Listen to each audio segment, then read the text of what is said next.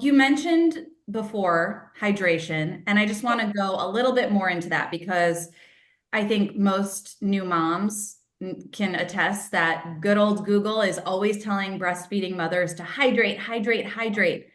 What is it about that plays a part in getting us good and milky? You do have this line of hydration drink mix. So Hmm. what is it about being hydrated that helps us get juicy? So it's, I love how you put this. I like the milky and the juicy, I Hal. know, I'm thinking, what else can I say? Well, so it's you're right? Like if you're breastfeeding, your hydration and water intake requirements or your water requirements are higher than anyone else, let alone, or a mom that's not breastfeeding. I think the normal daily requirement is or recommendation, like who meets the requirements, but 12 cups a day. And if you're breastfeeding, you should be upwards of 16 cups a day. And that's because that water directly goes into creating breast milk. So you're literally being depleted of your water as you're Ah, making more breast milk. It's like a building block to go right into making that. So it's essential.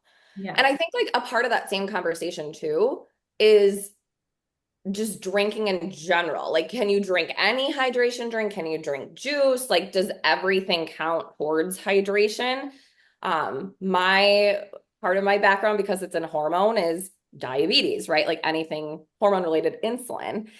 And so I'm really well versed in the diabetes background and sugar intake. And I have dove into some of the studies on that too. And it's like if you're drinking, say, liquid IV, which has, if you don't do the sugar free, like there's a considerable amount of sugar in that, Gatorade, other sports drinks, you know, higher sugar intake for moms does get passed into breast milk. And so that is associated, it's like a dose dependent curve.